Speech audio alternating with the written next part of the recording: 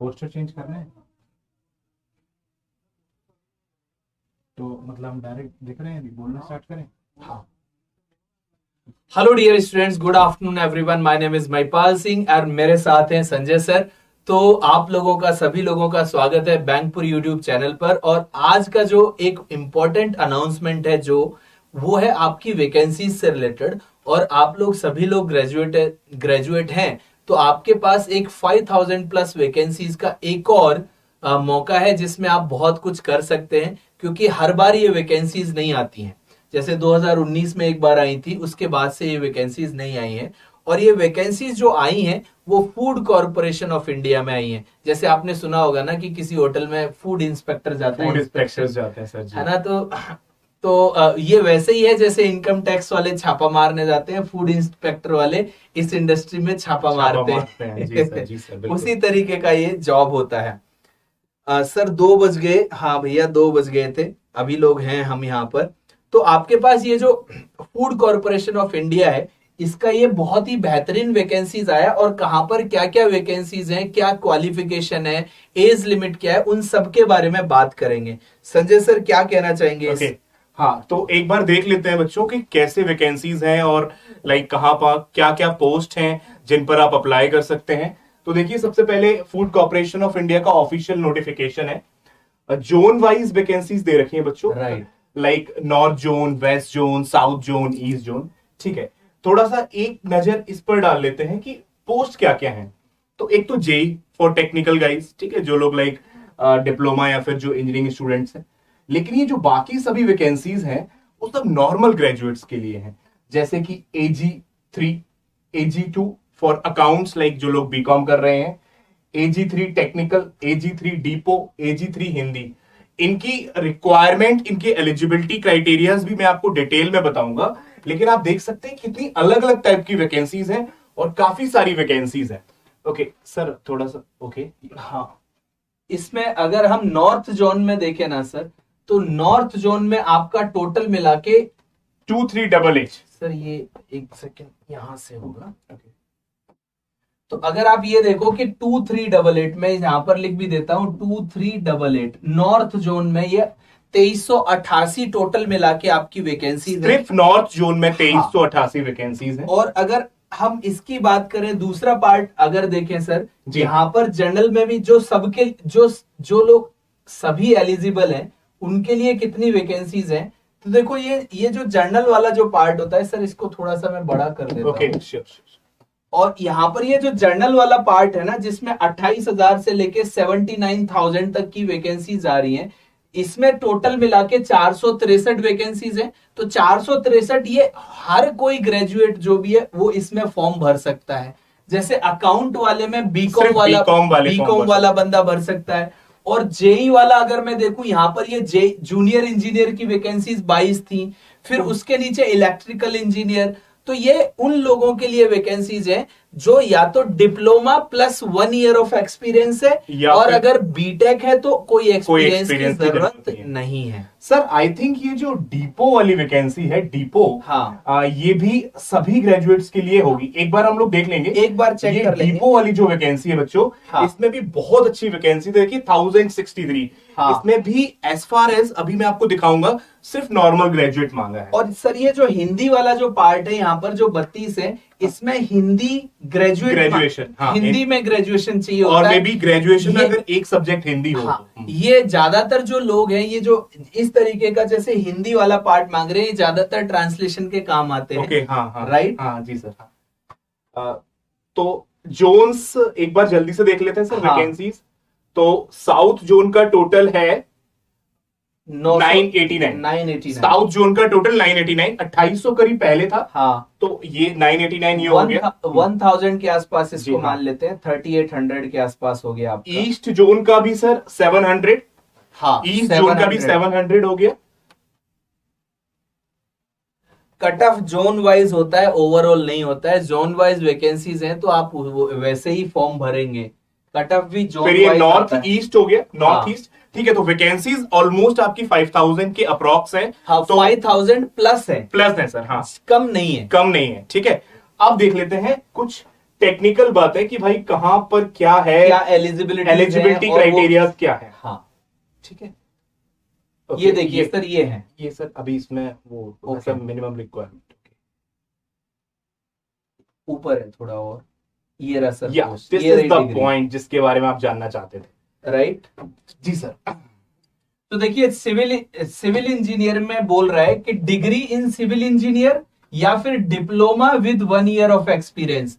तो देखो junior engineer जो सिविल वाला पार्ट है उसमें आपके सामने क्या है, डिग्री, या तो आप सिविल इंजीनियरिंग कर रहे हैं, बीटेक है, या तो 1 साल का experience, diploma with 1 year experience. और इलेक्ट्रिकल वालों का भी कुछ कुछ सेम है सर, इलेक्ट्रिकल वालों का भी कुछ कुछ सेम है, डिग्री इन इलेक्ट्रिकल या डिग्री इन मैकेनिकल भी चलेगा, ठीक है, डिग्री इन इलेक्ट्रिकल और मैकेनिकल भी चलेगा, और diploma in electrical with 1 year of experience और diploma in mechanical with 1 year of experience. ये भी आपको समझ में आ रहा होगा।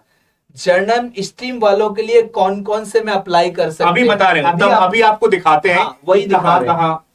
अब देखिए ये जो स्टेनो वाले हैं जिनको शॉर्ट हैंड टाइपिंग आती है ना, और वो भी 40 वर्ड पर मिनट और 80 वर्ड पर मिनट, ये 40 हिंदी वाला होगा, और ये 40 वर्ड्स पर minute in English typing and 80 words पर minute in short hand typing. Okay, तो आपकी इंग्लिश टाइपिंग जो होगी वो 40 वर्ड्स पर मिनट मिनिमम होनी चाहिए, और शॉर्ट हैंड की जो स्पीड है वो 80 वर्ड्स पर मिनट मांगी है, और कोई भी ग्रेजुएट चलेगा, एनी ग्रेजुएट विल वर्क। तो अब आप देखिए कि अगर आपके पास टाइपिंग स्पीड है, अगर आपके पास टाइपिंग स्पीड है तो कोई भी ग्रेजुएट ये एग्जाम दे सकता है, लेकिन शॉर्ट हैंड टाइपिंग जो होती है वो अलग होती है सर, उसको सीखना पड़ता है। जैसे आपने देखा होगा ना, वहां पर जो लोग बैठे रहते हैं, नोटरी वगैरह बनाते हैं, इन द कोर्ट्स, उनको शॉर्ट हैंड टाइपिंग आती है। तो ये आई थिंक 2-3 महीने अगर आपको सीखना पड़ेगा, 2-3 महीने में वो स्पीड आ जाती है। स्टिल अभी बहुत सारी नॉर्मल ग्रेजुएट वैकेंसीज भी हैं, हाँ, वो आपको दिखा देते हैं। ये देखिए जनरल वाला AG3 जनरल, और इनकी नंबर ऑफ वैकेंसीज भी काफी ज्यादा हैं, AG3। हाँ, ठीक है। इसमें सर थोड़ा और इनको, एक सेकेंड, हाँ अब ठीक है। अब देखिए जर्नल AG3 वाला जो वैकेंसी है, graduate in any discipline from a recognised university, और इसमें प्रोफिशिएंसी भी कुछ बोल रहा है sir, with proficiency in use of computer. मतलब ये नहीं बोल रहा है कि कंप्यूटर का डिप्लोमा चाहिए, बस ये बोल रहा है कि आपको कंप्यूटर चलाना आना चाहिए, आपको पीपीटीज पर वर्कआउट करना आना चाहिए, एक्सेल थोड़ा बहुत आपको बेसिक नॉलेज होना चाहिए। अब ये जर्नल वाले, ये एक तो हो गया ये। अब अकाउंट्स वालों के लिए बैचलर ऑफ कॉमर्स है, अकाउंट वाले बीकॉम, तो अकाउंट वाला फॉर्म वही भरेंगे जो कि बीकॉम है, राइट? ओके, ठीक है। अब आगे चलिए सर, टेक्निकल देखिए, एक और है AG3 टेक्निकल। AG3 टेक्निकल में कुछ स्पेसिफिक, एक तो है BSc agriculture, BSc in agriculture. तो BSc इन एग्रीकल्चर मांग रहा है, या फिर बोल रहा है कि BSc with any of the following subjects, botany, zoology, biotechnology, biochemistry और माइक्रोबायोलॉजी, यानी कि फूड साइंस। हाँ, फूड साइंस। मतलब BSc अगर आपकी इनमें से किसी भी डिसिप्लिन में है तो आप ये AG3 टेक्निकल वाला फॉर्म भर सकते हैं। फॉर्म तो एक ही रहेगा, लाइक इसको टिक अप कर सकते हैं।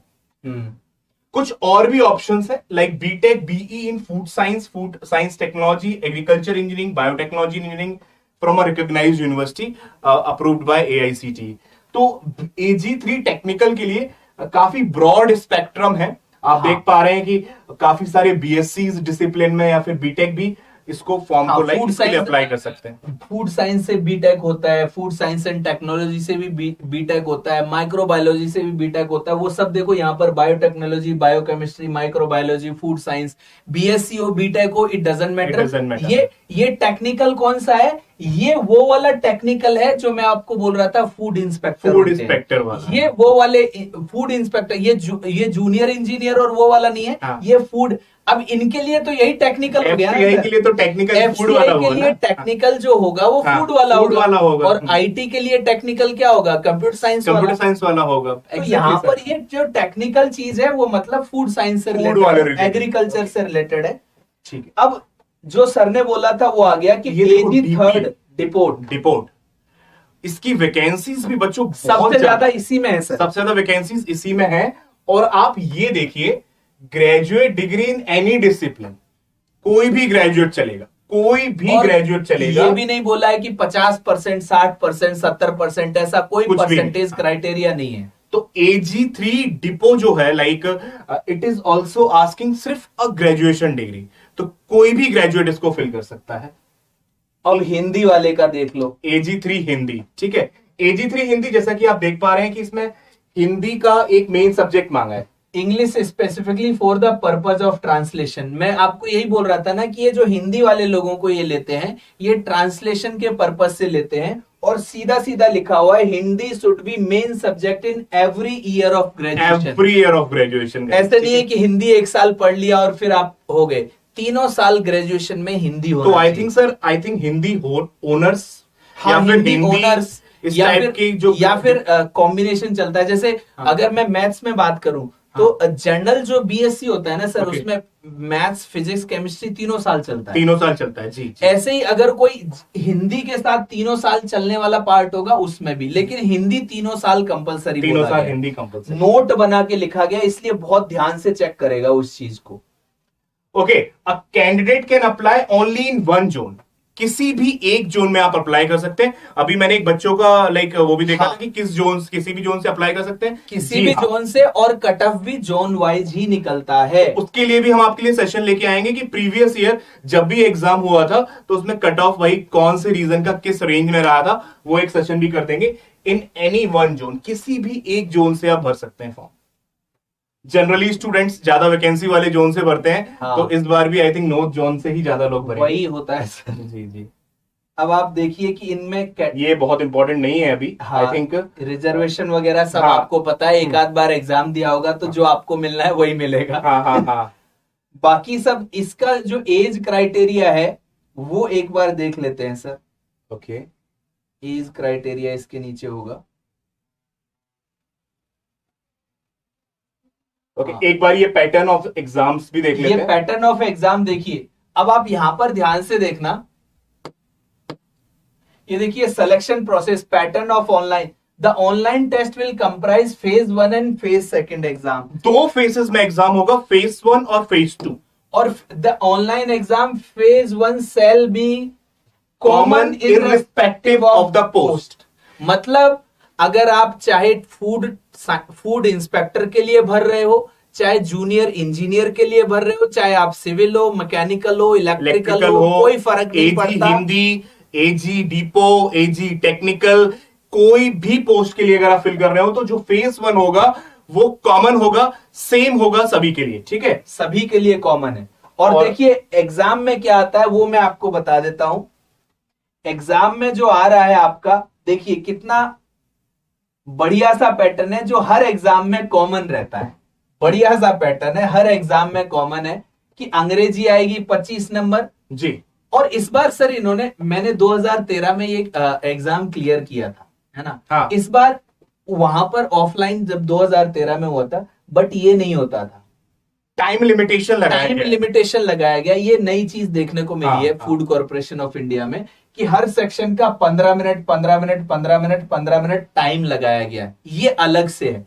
बट अगर आप देखें कि नॉर्मल 25 क्वेश्चन 25 क्वेश्चन 25 क्वेश्चन, ये बैंक पैटर्न वाला, और नीचे आ गया। अब इस पर ध्यान देना थोड़ा, ये जो पार्ट है ना आपका, ये वाला पार्ट आपका जर्नल स्टडीज बोल रहा है। मतलब इसमें हिस्ट्री भी आएगा, ज्योग्राफी भी आएगा, इकोनॉमी, जनरल साइंस, इसमें 20 क्वेश्चन आते हैं। क्लास 8th लेवल, सीधे सीधे बोला गया है, up to class 8 up to 8th level, 9th 10th और वो सब जो है बेसिक क्वेश्चन पूछे जाएंगे। और 5 करंट अफेयर्स। तो हम सब आपको ये पढ़ाने वाले हैं, पूरा जनरल साइंस भी आपका प्रॉपर पढ़ाने वाले हैं। हिस्ट्री, ज्योग्राफी जो इस लेवल का आता है, इकोनॉमी, जनरल साइंस, ये सब कुछ आपको पढ़ाया जाएगा। न्यूमेरिकल एबिलिटीज तो मैथ्स सर पढ़ाते हैं, मैं पढ़ाता हूँ। रीजनिंग हमारे मोदी सर हैं, सचिन मोदी सर, संदीप सर हैं, अंकित सर हैं। और इंग्लिश में RK सर, गौरव सर, बहुत सारे लोग हैं जो आपको इंग्लिश पढ़ा सकते हैं। तो अच्छा, आप लोग एक बात देखिए कि 15 मिनट में 25 क्वेश्चन ये हो जाएगा। इधर थोड़ा सा लाइक आपके लिए हाँ। अच्छी प्रैक्टिस करनी पड़ेगी। यही प्रैक्टिस का गेम है सर, ये दो ठीक है, और ये भी, इसमें भी टाइम क्राइसिस नहीं है। इसमें तो जी। 10 मिनट में हो जाते हैं। हाँ, इसमें टाइम आपका बच आता है तो जाएगा। आता है, नहीं आता तो लेकिन नहीं बात आता। ये है कि आप इसका जो टाइम बचेगा वो कहीं यूज नहीं कर पाओगे, ठीक है। तो ये जो आपका टाइम बचेगा वो आप यूज नहीं कर पाओगे, अदरवाइज आप इसको क्वांट में यूज कर सकते थे। अब सर इनकी कब होगा एग्जाम, और ये ओके, भी लोग हाँ। पूछ रहे हैं, तो चलिए भाई बता देते हैं। ये बहुत बड़ा नोटिफिकेशन है और इसको ढूंढ ढूंढ के करना पड़ रहा है। अच्छा, फेज 2 बच्चों हम आपको बाद में बताएंगे, क्योंकि हाँ, सर फेज 2 हाँ, अभी एग्जाम बहुत कॉम्प्लिकेटेड स्पेसिफिक है, बहुत कॉम्प्लिकेटेड है। हाँ। वो भी देख लेते हैं। और क्योंकि उसमें क्या है, अलग अलग के लिए लाइक AG2 है, लाइक कोई AG डिपो है, हाँ। तो उसके लिए 2 अलग एग्जाम हो रहे हैं, तो वो थोड़ा डिटेल में बताएंगे जब फेज 1 हो जाएगा, या फिर कभी कोई एक अलग स्पेसिफिक सेशन इसके लिए करते हैं। पेपर ड्यूरेशन, सिलेबस, देखिए सिलेबस भी इसमें पूरा दे रखा है आपको। अगर आप देखेंगे सिविल इंजीनियर का तो आप जैसे ही आप नोटिफिकेशन पढ़ेंगे अपने हिसाब से अपना सिलेबस और वो सारी चीजें देख सकते हो। और यहाँ पर सर ये आई क्या थिंक है? सर ये फेज 2 का एग्जामिनेशन पैटर्न है, पेपर हाँ। 3। अच्छा, फेज 2 के अंदर भी बेटा पेपर 1, पेपर 2, पेपर 3 है। हाँ। अलग अलग पोस्ट के लिए अलग अलग पेपर्स हैं, इसलिए उस डीप में अभी नहीं जा रहे हैं, बिकॉज पहले फेज 1 हमको अच्छे से करना है और फेज 1 क्लियर करना है, उसके बाद ही तो फेज 2 जाओगे। हाँ, ठीक है। तो क्योंकि मैं इसमें ना पहले एज लिमिट वगैरह आप लोगों को हाँ। बताना चाह रहा हूँ। बाकी फेज 2 भी हम डिस्कस करेंगे, क्योंकि फेज 2 के बिना सिलेक्शन तो होगा नहीं, तो जी। प्री निकालने का भी कोई फायदा नहीं होगा। ठीक है। डॉक्यूमेंट वेरिफिकेशन, ये सर मुझे लगता है एज वाला पार्ट बहुत ऊपर था। ओके, ये तो कॉल लेटर एज वाला ऊपर हो सकता है। हाँ, ऊपर ही रहना चाहिए 2-3 पेजेस में। ये तो वैकेंसीज हो गई। इसके बाद ये भी नंबर ऑफ वैकेंसीज हैं। यहाँ पर हम देखें, ओके, ये नहीं है सर। ये भी नहीं है, ये भी नहीं है। और आगे ऊपर चलिए सर, ऊपर चलिए। आइडेंटिफिकेशन, ये भी नहीं है सर। मल्टीपल डिसेबिलिटीज, ये भी नहीं है। ना बड़ा है यार ये। क्वालिफिकेशन यहाँ पर है सर, क्वालिफिकेशन एक्सपीरियंस। अच्छा, ये सर बता दिया क्वालिफिकेशन है। तो हम ऑलरेडी कर चुके हैं। ये बता दिया है। क्वालिफिकेशन इसके नीचे देखना सर, यहाँ पर कुछ था नहीं, वही है जो ये भी हो चुका है। वैसे सर एज 28 है जनरली। हाँ, 20 से 28 होता है, लेकिन फिर भी एक बार आपको दिखा देते हैं नोटिफिकेशन। हाँ, ये रहा, यहाँ पर था सर कुछ। ओके ओके, ठीक है। अभी इसमें कुछ रिलैक्सेशंस की बात की गई है। हाँ, अपर age limit in case of departmental, उससे हमें मतलब नहीं है। अपर एज लिमिट PWD बोला गया है। सर ये रिलैक्सेशन वाला उससे पहले क्यों दे दिया है? हाँ, नॉर्मल ये से भी पहले समझ में नहीं आया। Age relaxation in case of widows and divorcee, submit valid, ये वो। ओके।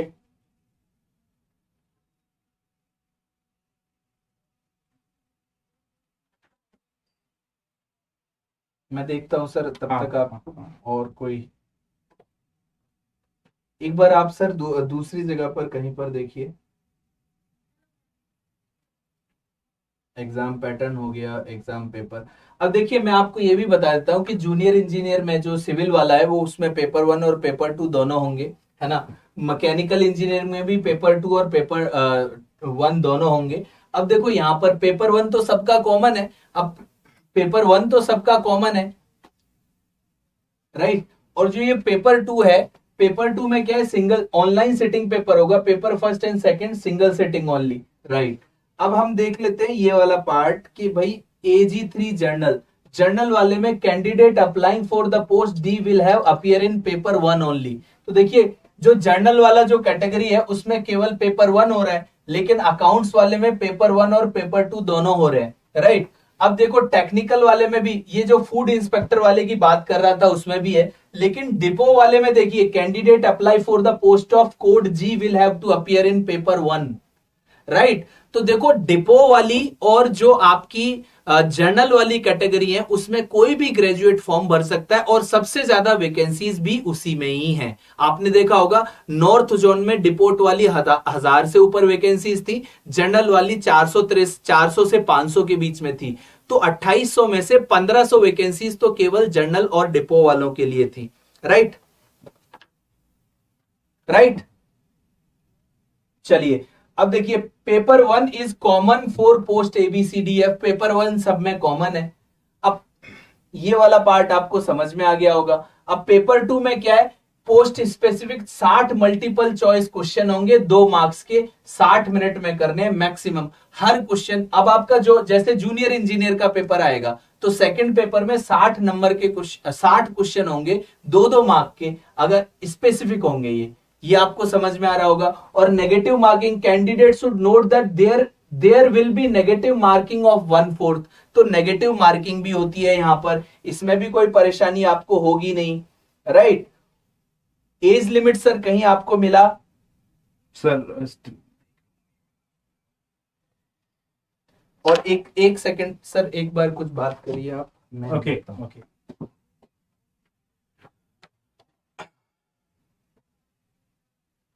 ठीक है।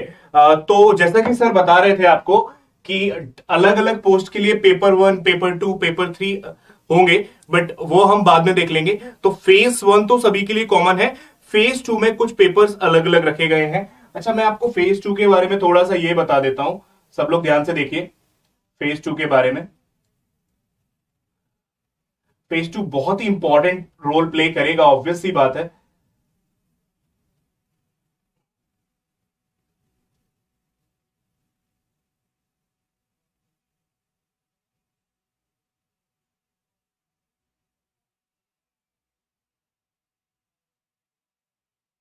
ओके,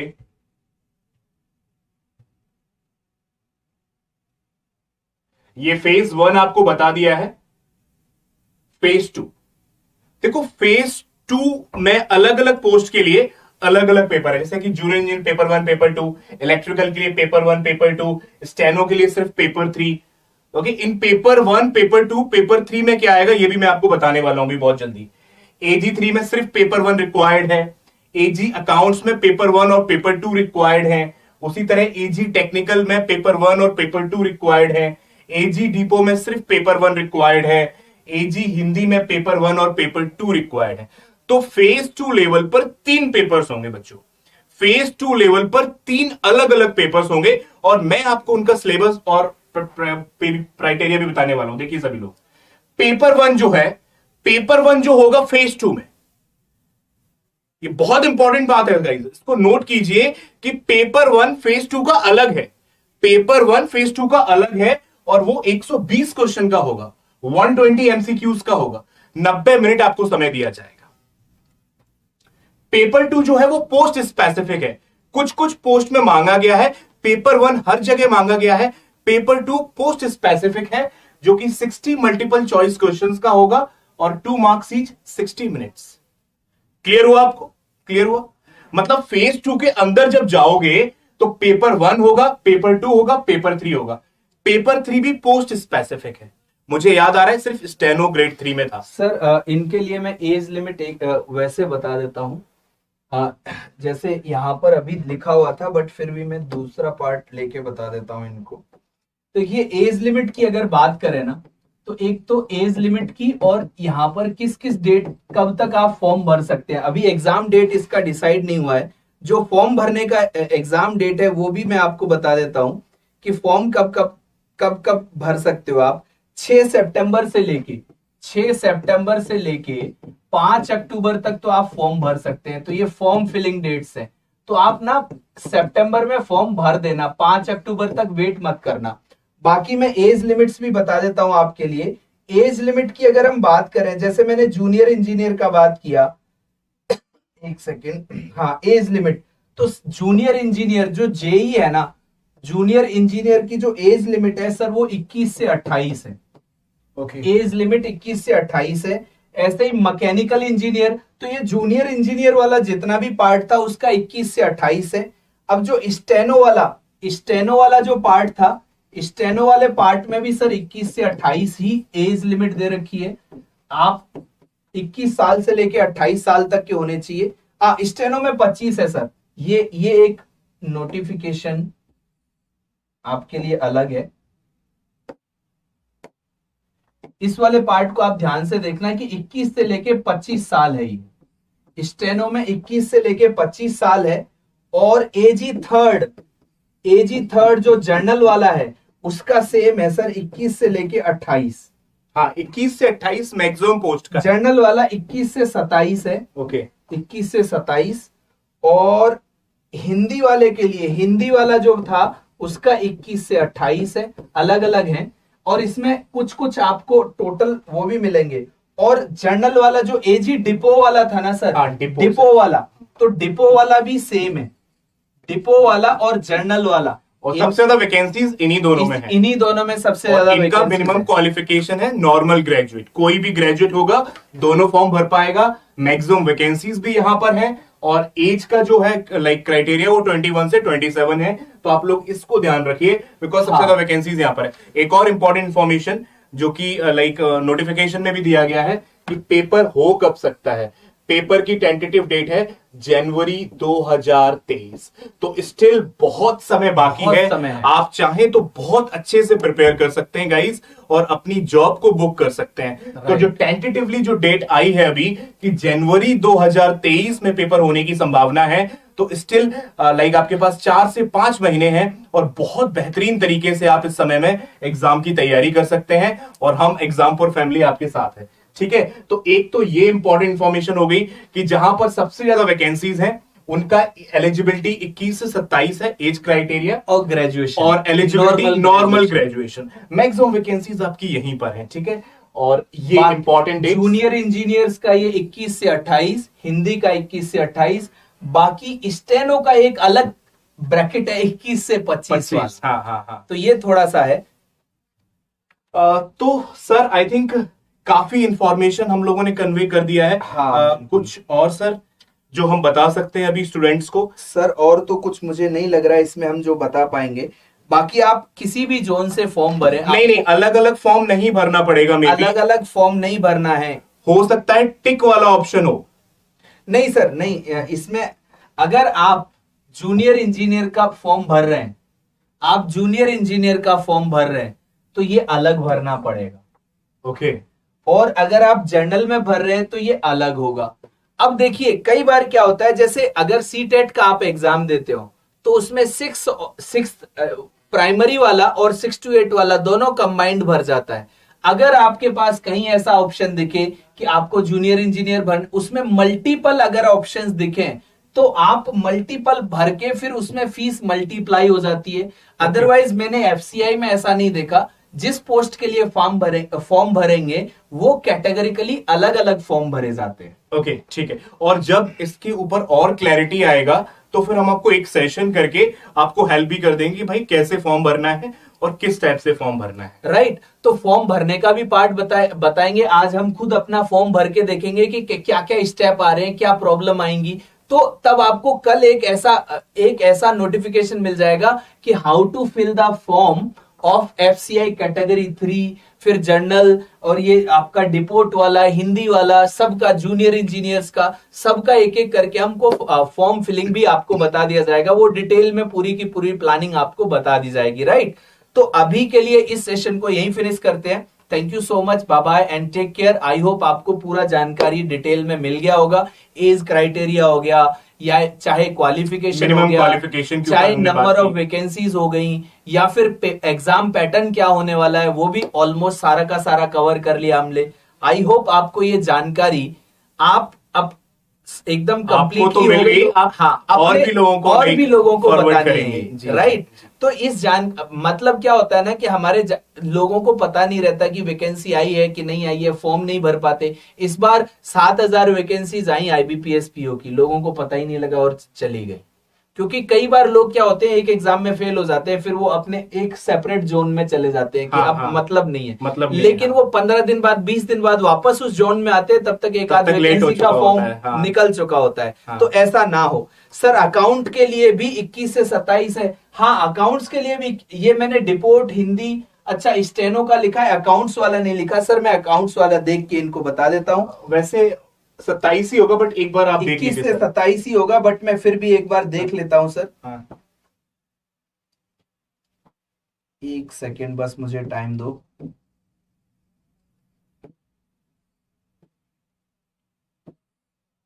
ये वाले जो सेशंस होते हैं गाइस बहुत इंपॉर्टेंट होते हैं, इंफॉर्मेशन सेशन। अकाउंट्स की 21 से 27 है सर। 21 से 27, तो यहाँ पर ऑब्लिक बना के यही लिख दो। अकाउंट्स वाले का भी 21 से 27 है। तो स्टेनो में 21 से 25 है, जूनियर्स इंजीनियर में 21 से 28 है, बाकी जर्नल डिपोर्ट अकाउंट्स 21 से 27, और टेक्निकल वाला जो फूड इंस्पेक्टर वाला मैं बता रहा था, हाँ। उसका भी 21 से 27 है। वाह, तो मतलब 21 से 27 मेजॉरली हाँ सभी के लिए है। हाँ 21 से 27 है। तो हिंदी वालों को 1 साल का रिलैक्सेशन है, और स्टेनो वालों को बिल्कुल रिलैक्सेशन नहीं है, हाँ और बाकी सब जूनियर इंजीनियर को 1 साल का 1 साल रिलैक्सेशन का। है। ठीक है, तो सिर्फ एक साल के रिलैक्सेशन जो है वो जेई और हिंदी वाले को है, बाकी सब 21 से 27 रेंज में होने चाहिए। Right. और स्टेनो वाले तो और कम, यानी कि 25 के रेंज में होने चाहिए। ठीक है, ठीक है, तो चलिए सर इस सेशन को यही फिनिश करते हैं। Thank you so much, bye bye and take care. Okay guys, bye bye, take care.